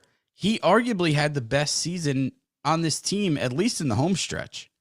You did not want to throw a strike to Giancarlo Stanton. And I would hope the Yankees start utilizing him better, like they started to towards the end of last year. And I'm going to take the over. Yeah, again, that's basically me predicting, is Giancarlo Stanton going to get hurt this year or not? Exactly. And so, you have to just hope that he doesn't get hurt. And if he doesn't get hurt, he's playing well above the 129. So I'll take the over. Oh, I don't mind the one IL stint like he had last year. He was Right. off in 10 days or 12 days or whatever it was. I think he missed like 23 or 24 games last year. That's fine. That's not going to bother me. When he plays 6 games or whatever it was, it works. So just do it again. Don't mess with anything. Don't be like, oh no, stop being the Yankees. You did something that worked. You got the best out of your 2 best players. Don't mess it up, please. Can you just do that for me? Well, they couldn't get to opening day for you. That was the last thing you asked of anything from baseball. No, I'm asking the Yankees specifically. Mark just left us a super chat. Thanks, Mark. Keep up the good work. I've been listening via podcast since 2017. Glad you guys are continuing to do the show. Sweet, man. Thanks, man. That's awesome, Somebody's coming after the OG title, huh? From the CA. Shit. From Thanks, Cali, man. Appreciate it, man. Stop playing with your wires, okay? Stop playing with your wife. All right, we got 4 left here. I know the show is running long, but we were having a lot of fun. Last show before the season starts. Thank you, everybody that's still in the chat, still watching, still listening. Yeah, thank you very much. We appreciate it. Gleba Torres, I like this number. I know he hit 6 last year or thereabouts, but I like this number. 17 home runs. The fans took 70% over on the 17 home runs. You want to go first, SGR? Well, what he hit in his career year with 37? 38. 38. But then he went to 6 last year. Gosh, I want to say the over. I've liked how he's looked so far, but I just don't trust that he has that power like he once did. I'd go under. Plus the playing time factor. He might not get as much of an opportunity this year as he's gotten in years past. So under. There is not one guy on this team that I am more down on than Gleyber Torres. Not only has he failed to meet his expectations, he has been such an utter embarrassment on this team, other than that 1 year. But since then, and I saw no signs of anything changing or getting better. I have to go under. I'm not saying he won't hit more, but I have no faith in him. I really don't. They're saying in the chat that the juice ball may be back this year. And if the ball is juiced, I'm thinking over. If the ball's juiced, that's different. Yeah. Depends what ball they're using. So if you're taking the under, right? If you're taking the under, aren't you basically saying he's a bust as a Major League Baseball player? I've been saying that. Yeah. Sure. Yeah. So that's basically what you're saying. No, I'm not singling you out per se. I'm just saying if you are saying that, you're basically going on the line and saying that he's a bust of a baseball player. Correct. And this is a prove it year for him, right? This is where he has to show that he actually can have a career in baseball. Okay. I like this number. I'm very conflicted because I say if you take under 17, then you're just admitting that he's a waste. He's just he's just a waste. I'm gonna give him the benefit of the doubt. He's got the dad strength now. It's true. He's a father. Our live chat has the polls going too. Is split 50-50. So I'm not gonna say I don't think he's gonna have one of those 38 home run years, but can you give me 22? Is that fair? I would sign up for it every day. All right, I'll take the. I'm sorry, I wrote down. Wait, Ryan, you took what? You took the over?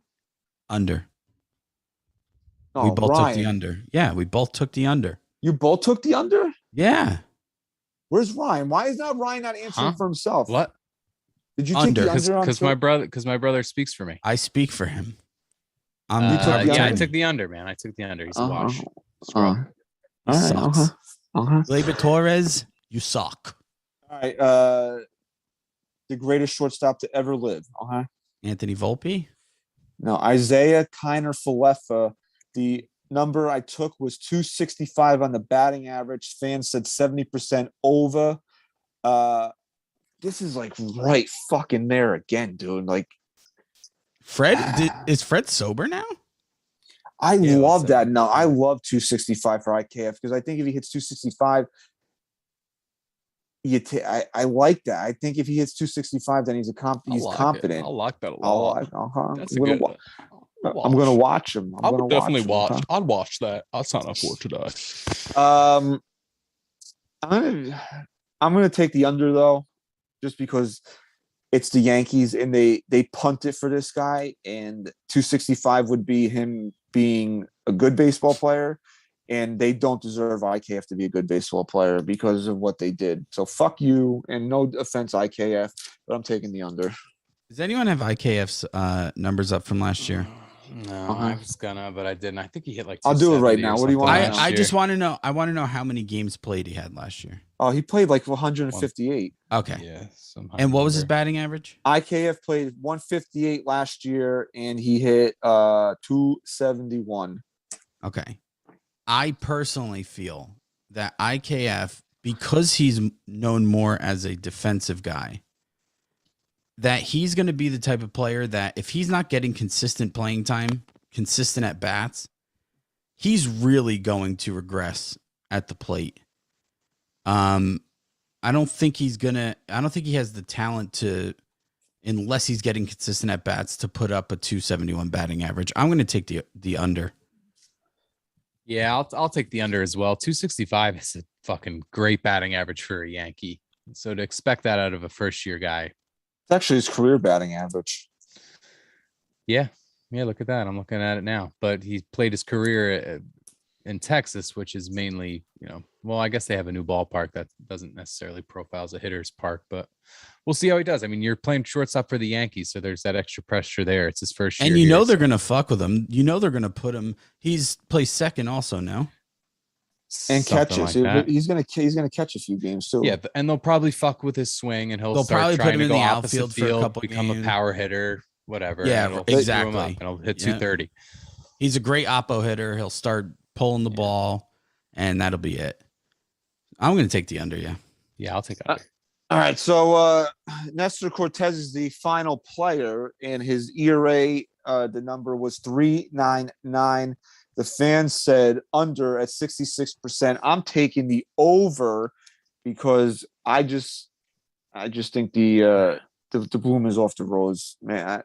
Not that we've seen anything to suggest that, except for that we did in 2017 when he was really good, and then the Yankees DFA'd him and sent him off to Seattle. I don't know, man.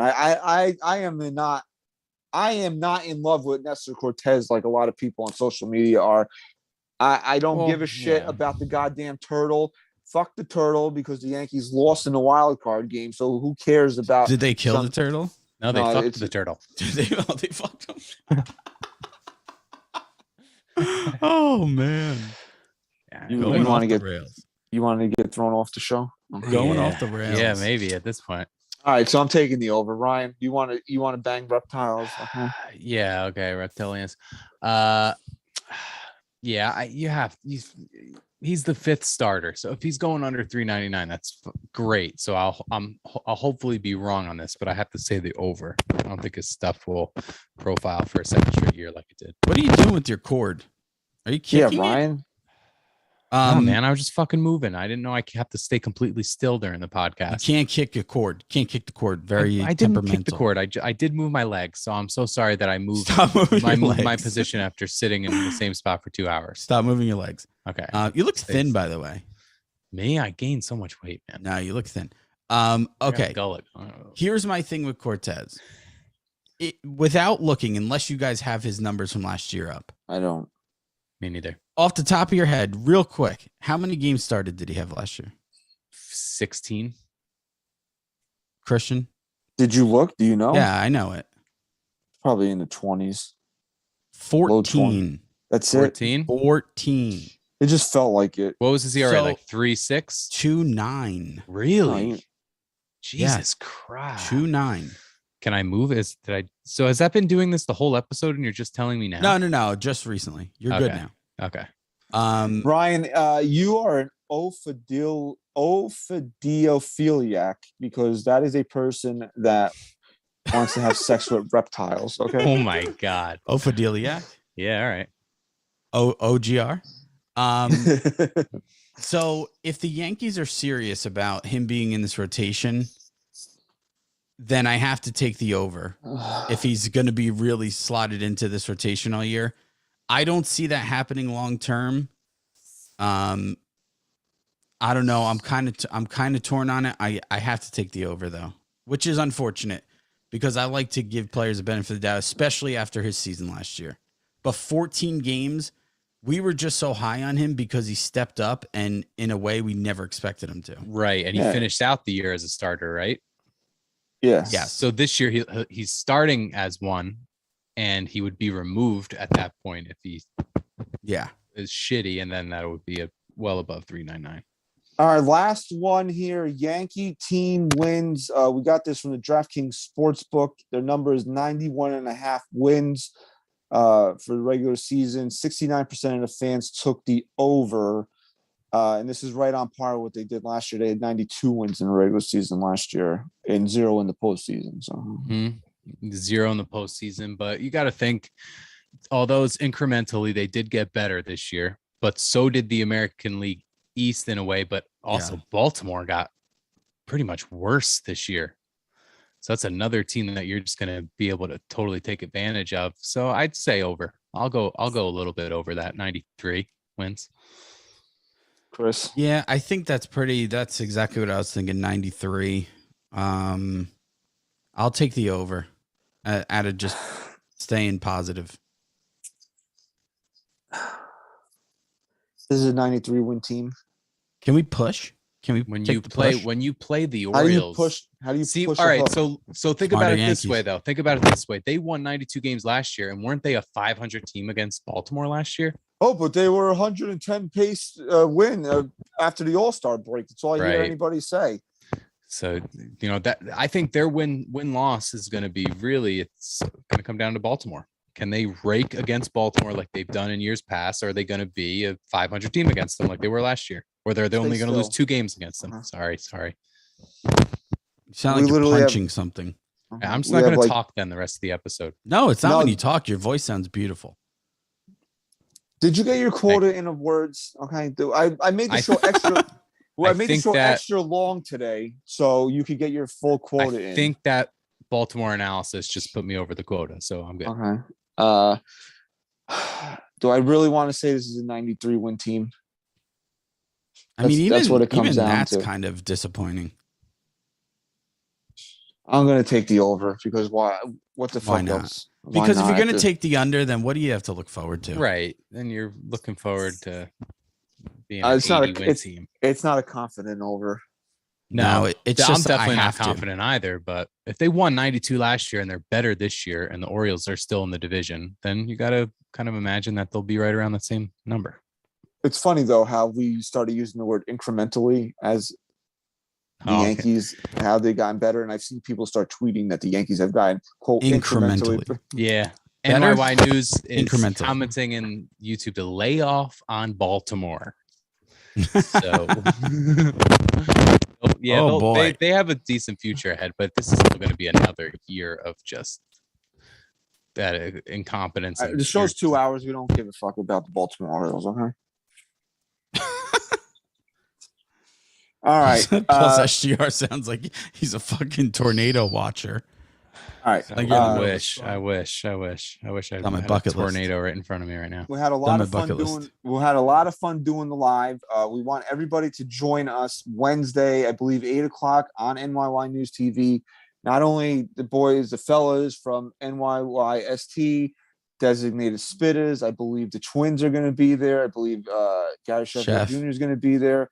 we're going to be together as a channel and preview the season. That's why we're not giving any hard preview predictions for wins and ball that ball. Oh, we just kind of did, but you know what I'm saying, because we're going to do that Wednesday. And then the next episode of this podcast is not going to be the NYYST podcast. It's going to be the NYYDS podcast. We're going to join Pete and Francis as the designated spitters, and we're going to be live Sunday at 5:00, leading you into Sunday Night Baseball when the Yankees wrap up the first series of the season against the Boston Red Sox, who placed Chris Sale on a 60-day IL today. So,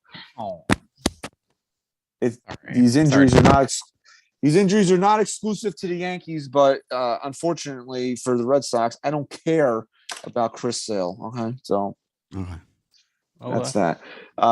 Yeah, we know we're pushing about 2 hours here, and I just want to say, if you stayed with us for the full 2 hours, if you've been popping in and out, anybody that dropped a super chat, if you listen for the full 2 hours, on Apple Podcasts, Spotify, wherever you listen, thank you. We're so, honestly, for me, I don't want to speak for the fellas, but I'm very excited that the season's going to start and we can really go. And it's time now. The lockout's behind us. Spring training's behind us.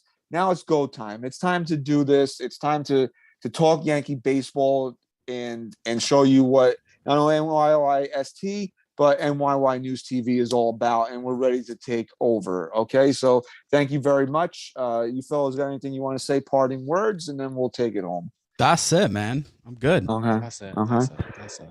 All right, so follow us on Twitter at NYYST_podcast. Thank you very much for your continued support of the show. Thank you very much for listening and watching episode 276 SGR. Go Yanks. Ryan, seriously, for the last one before the season starts, I need a little bit more enthusiasm, please. There's nothing I hate more than that move right there. That's like when the MC comes out on stage, he's like, "Are we ready tonight?" And they're not loud enough. And they're like, "Oh, are you ready?" Please, if there's one thing we could do, don't do that anymore. We can't hear you. All right. I can't hear you, so I'm going to do it again next week. I'm sorry. Did I trigger you? I'm sorry. My apologies. We can't hear him. All right. Chris, say goodbye. Before it hits the